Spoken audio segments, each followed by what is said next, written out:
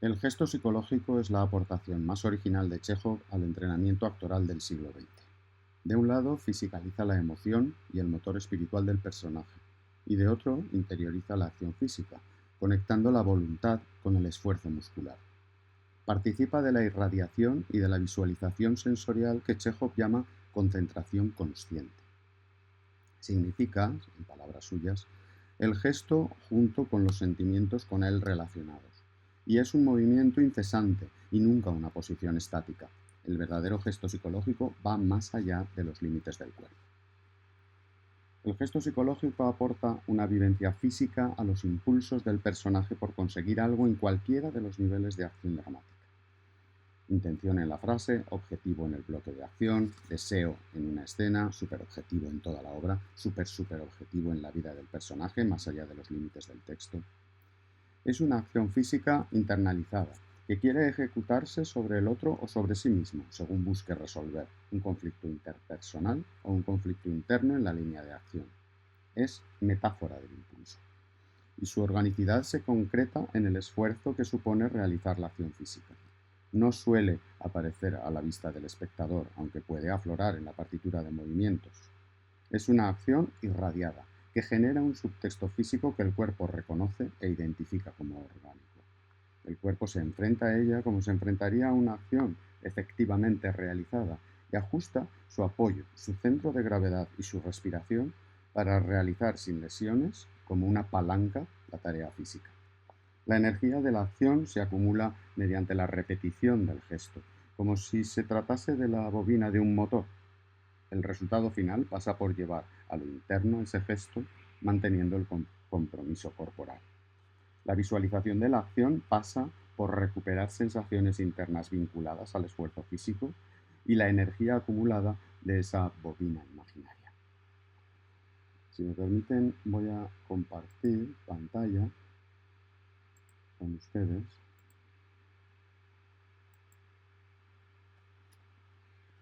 La aportación de Chekhov al concepto de acción física viene marcada por su labor en el Teatro del Arte de Moscú y en el primer estudio experimental, fundado en 1912 por Stanislavski, con el objeto de desarrollar vías para fisicalizar la experiencia interior.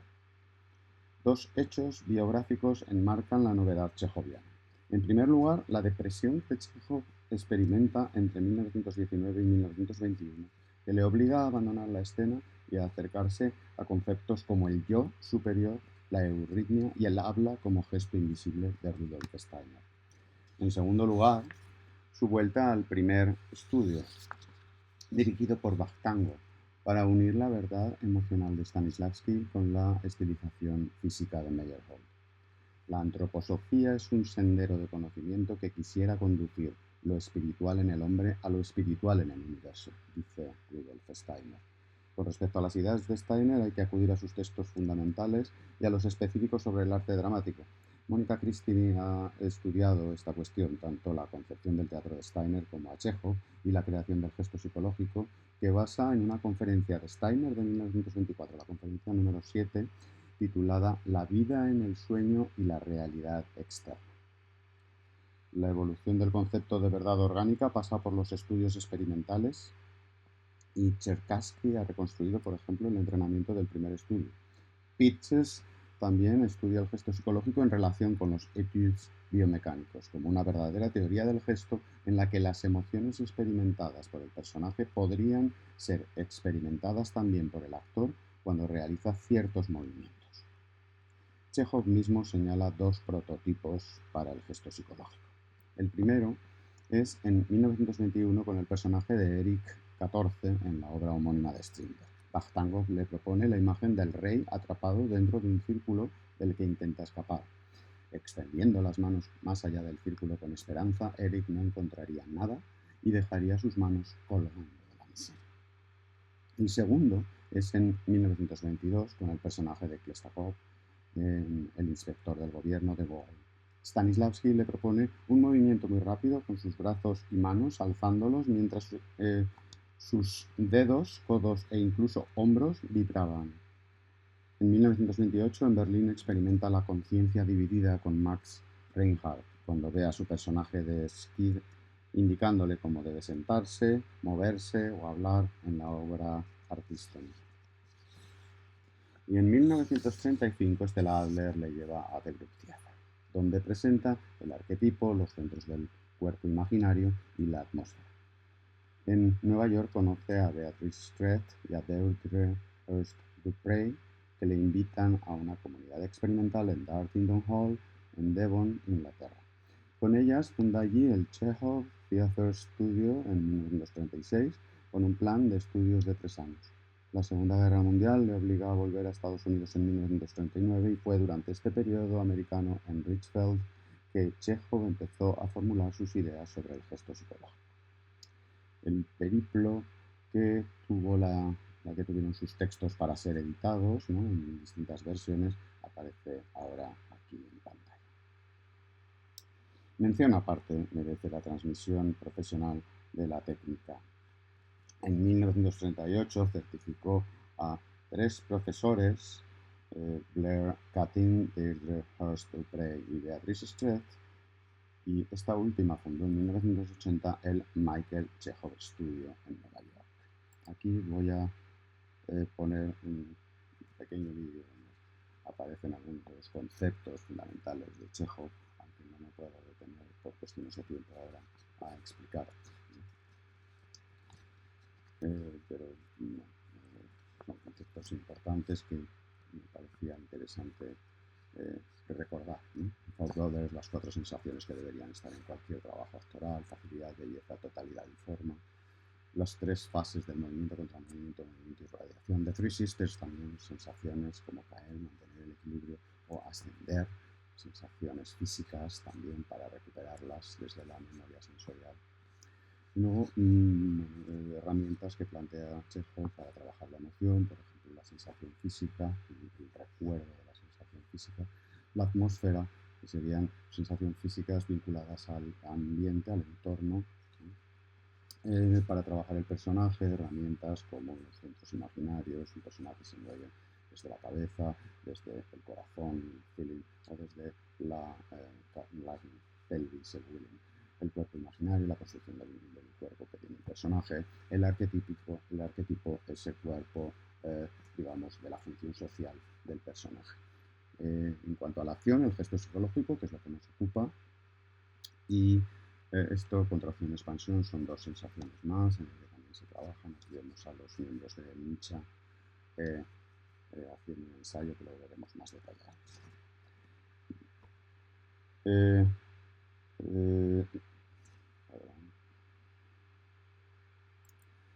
Yo, en 1993 decía Mala Powers, encargada del legado del actor, junto con Lisa Dalton y Will Kilroy, fundaron la National Michael Chekhov Association, que tiene un itinerario formativo propio. Pero Joanna Merlin, que es de quien nos vamos a ocupar, la última alumna directa del maestro, escribió este libro en 2001, el Yoshimi, profesora en el estudio de Beatrice Strett, y luego en la Tisch School of Arts de New York University es quien cuidó hasta su muerte en 2023 de su legado. Fue presidenta desde 1999 de Michael Chekhov Association, con sede en Nueva York, cuyas masterclasses son testimonio canónico de la práctica. Aquí la vemos en papeles interpretados por ella desde muy joven, en Los 10 Mandamientos, en El violinista en el tejado, en Broadway, en telefilms con, por ejemplo, Strasberg, o en películas como Fame. Vamos a ver aquí, vamos a oírla hablar sobre el gesto psicológico en esos vídeos de Nietzsche, de masterclasses. What's the point of the gesture? Why did Chekhov think it would be helpful? I guess one of the most obvious is that since the challenge for the actor is to bring life to the words of the playwright, having some kind of inner movement, knowing what that is going to incite us. It's going to bring life to the text, right? And make it more active. But Chekhov's concept of a gesture really allows us to go much farther than that. By physicalizing what we want to do, and the gesture is almost always connected with what we want to do. What is our wish? What is our desire? We must physicalize it, physicalize the idea. So it cannot just be something that we've analyzed, that we figured out. It has to be something we can put in the body. So putting it in the body connects us to our will, and it arouses our will. It summons the will. And everything we do in the play has to do with our will. We are moving through the play with our will. Merlin aplica la técnica a su experiencia como directora de casting y en su masterclass propone estos 10 gestos básicos: abrir, cerrar, empujar, tirar de, levantar, abrazar, penetrar, aplastar, rasgar y retorcer.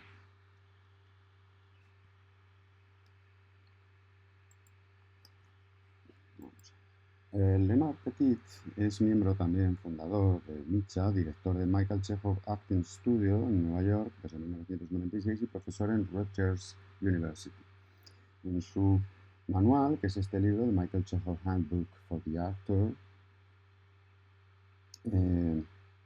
parte del concepto de objetivo de Stanislavski y lo hace evolucionar al concepto de acción física, porque dice la acción no es el pensamiento del personaje, es su voluntad tomando forma.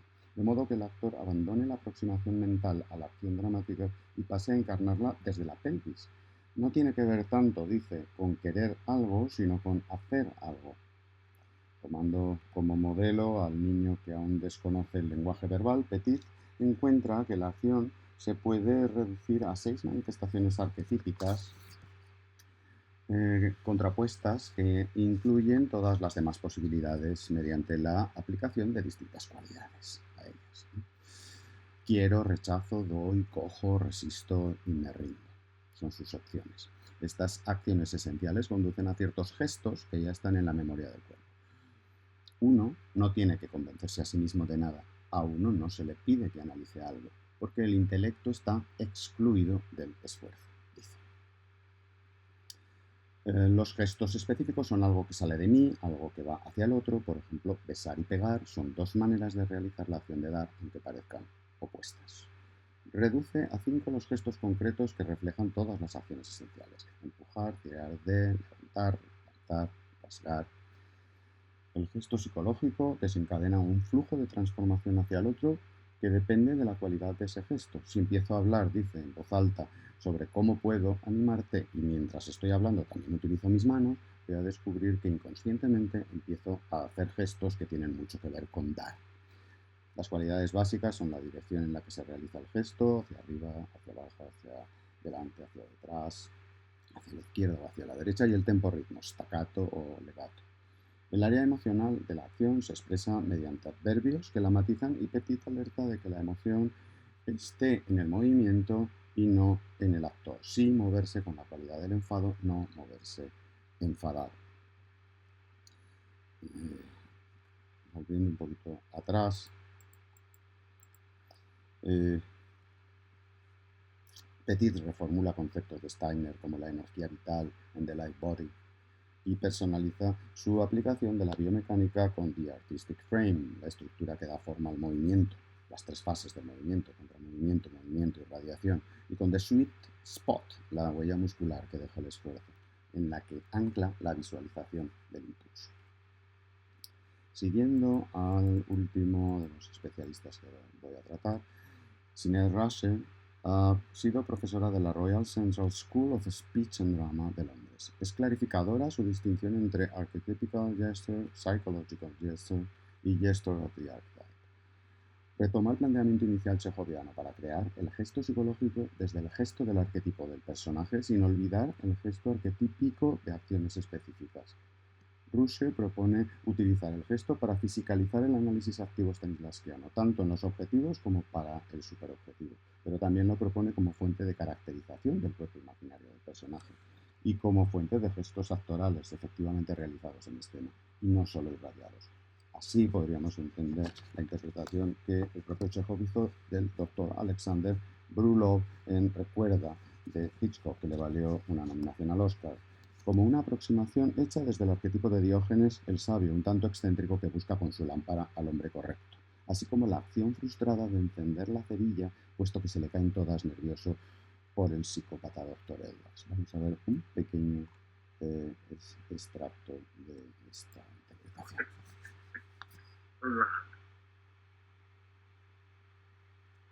Look at you. Dr. Peterson, the promising psychoanalyst, is now all of a sudden a schoolgirl in love with an actor, nothing else. Alex, let me tell you about it. What is there for you to see? We both know that the mind of a woman in love is operating on the lowest level of the intellect. Doctor told me not to smoke in the morning, but I'm too tired.